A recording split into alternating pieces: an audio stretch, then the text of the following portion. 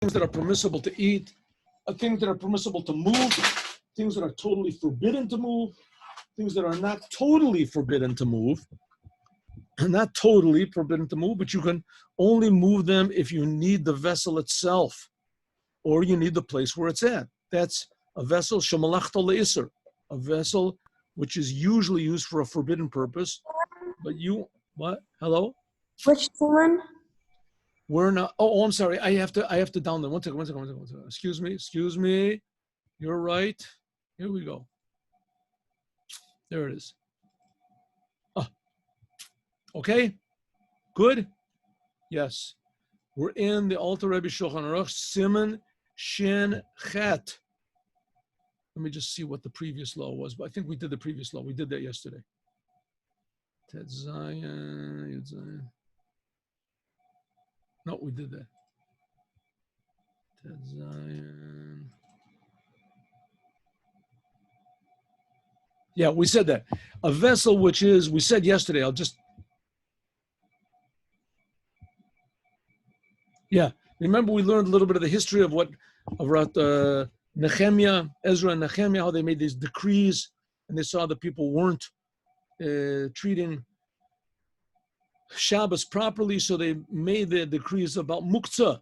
And in the beginning, they made everything forbidden, only things you immediately need, right? Like immediately your clothes and your eating utensils, and only the time when you need them can you touch, nothing else.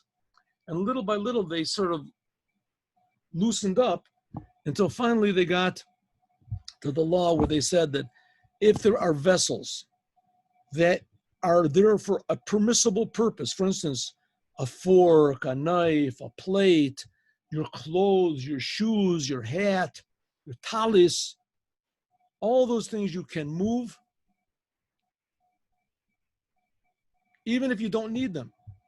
You're just moving it in order to save the plate or the fork or the knife or your shoes. You're they're laying in the sun, or you're afraid somebody's going to steal them. So you can move them, but you can't move them for no reason whatsoever. That's what we said. Remember? You can go over it. I would appreciate it if you went over it.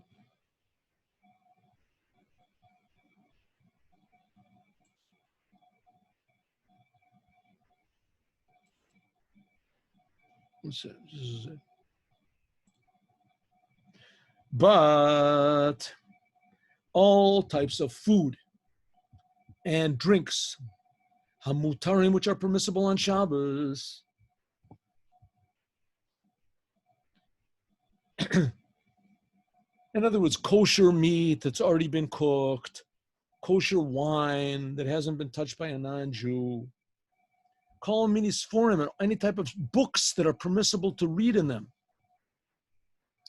Technically, on Shabbos, you're not supposed to read, we'll talk about that later, books that are dealing with, worldly things. You're not supposed to read. This you have to go to your rabbi and ask him, but not all books are permissible to read. But books that are permissible to read on Shabbat, mutar l'taltalom, it is permissible to move them. And if you remember, what we meant move was even with your hands, and even to actually move them with your hands, even for no reason at all. Books and food can be moved for no reason whatsoever. You want to play with your banana or with a book, talking to someone, you want to just fiddle around with a book with your sitter, no problem. You want to fiddle around with your fork, your knife, according to the Alter Rebbe, you can't do it.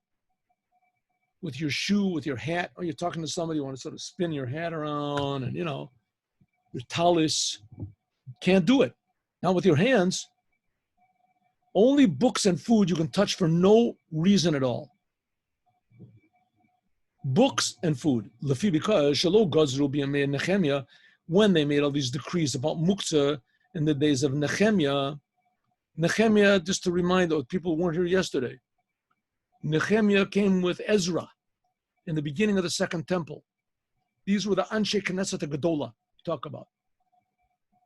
They, and also Daniel and Hananiah, Mishael, Azariah, and Mordechai, Yehudi, that was in the Agada, Zerubbabel, he was the leader over there. That's Anshe Knesset Gedola. Anyway, Nehemiah, he came and he really sort of took over things. He made these decrees against Muktzah. And when he made the decrees, he only made decrees on vessels, tools, a dish, a plate, clothes, v'lo al ochlim, and not on food and books. So if so, food and books, there was never any decree on them. Harihem achshav, so they are just like they were before the decree in the day of Nehemiah, that it was totally permissible to carry them. Anything which is fitting for Shabbos, it has to be books that are permissible to read on Shabbat, and also food that's permissible to eat in general. There's some food that's forbidden to eat only on Shabbat. Some food is forbidden only to eat on Shabbat. Like, for instance, if a person put food on the fire before Shabbat in a forbidden way, called shihiyah, hatmana, food that wasn't cooked sufficiently. It wasn't cooked, Michael ben Dusain, it was a little bit more than raw. You're not allowed to put it on the fire. If you put it on, you can't eat it on Shabbat. You cannot eat it on Shabbat. Or let's say food that someone else cooked on Shabbat. Right? You can never eat that food. You can't eat that food. He can never eat it ever. You can't eat that food on Shabbat.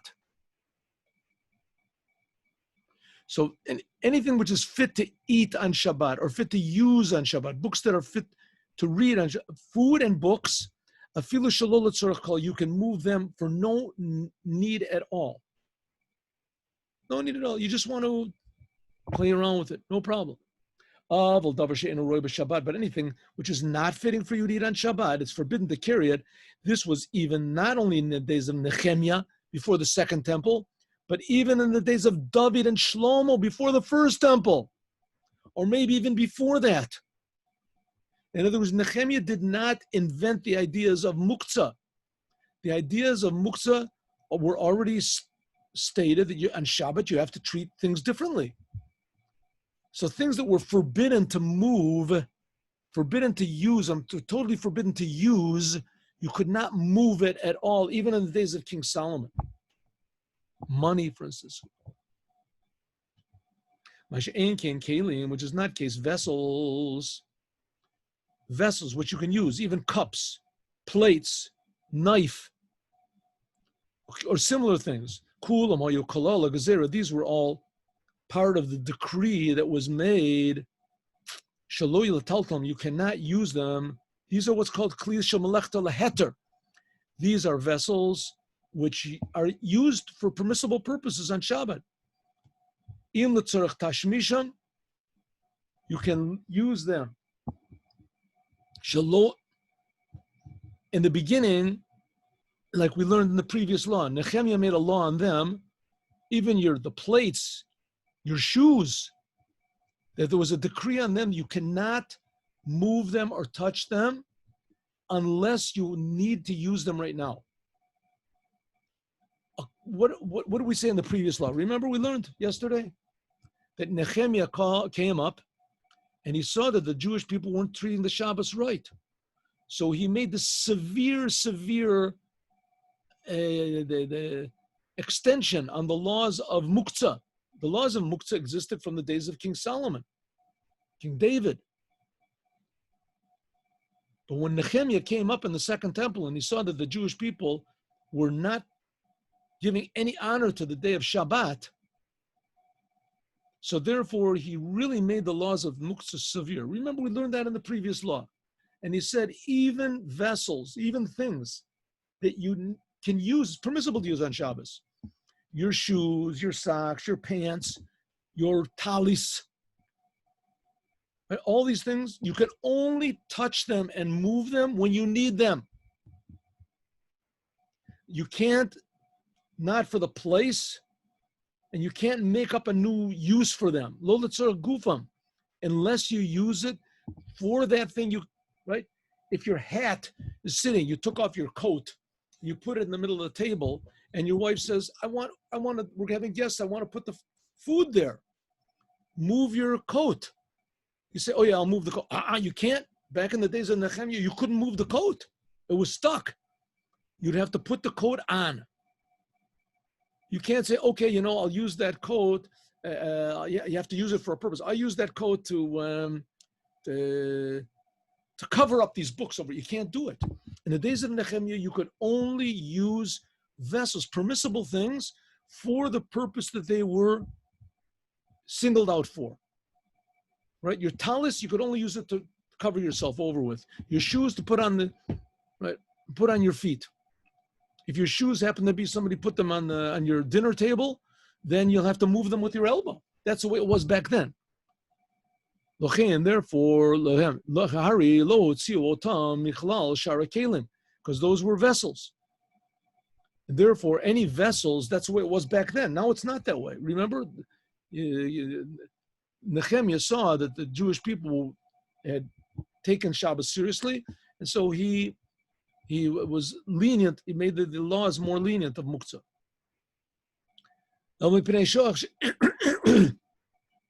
That he made the decree you could only use vessels for what they were created for. Lo hotzio otam, and he did not take these permissible vessels like your hat or your shoes or your knife or your fork from all the other vessels. He lumped all the vessels all together, and he said any vessels, you can only use them for what they were designed for, permissible on Shabbos. Not permissible on Shabbos, you move them. You can only use them for what they are needed for on Shabbat. Yoter mibatash mishar kol hakelim. On the other vessels, the only reason that he permitted you to touch your shoes or your undershirt or your talis is because you need them more than other vessels. If so, lo hitiru elo letzorech tashmishim. Therefore, when he said that you can now touch your shoes, you can only touch your shoes only to put them on, to do permissible things with them. If your shoes are in the middle of the dinner table, then you'll have to move it with your elbow or something, or put them on your shoes, put them on your feet. Afterwards, when Nehemiah decided to become a little more lenient, and he said you can move any vessel which is for a permissible use on Shabbat, even for the vessel itself, right? He said that if your shoes or your hat or any vessel that's permissible to use, if it happens to be in the sun and it's going to get wrecked, then you can move it even for that. For sure you can move it if it's on the table or dinner table for the place. Even cups and plates and a knife and similar things, they were all in this category. You could only use for the vessel itself, but you could not move things for no purpose at all. So if so, I think next time I'm going to make a little test. Let's see, is everybody awake over here? We have to have a little group participation in this class, a little bit of a test. Those who do not pass the test will be treated accordingly. Remember, I know where you live. Well, wait, I have to make a test. Come on, the different types of vessels. What is permissible to do with shoes on Shabbos? What can you move? What type of vessels are permissible to move? Only legufa u'makoman. Which type of vessels are forbidden totally to move? What type of things are totally forbidden to move with your hands? What type of vessels are permissible to move with your elbows? Huh? What? Something expensive. What is something expensive? What do you mean something expensive? Something that costs lots of money. A diamond.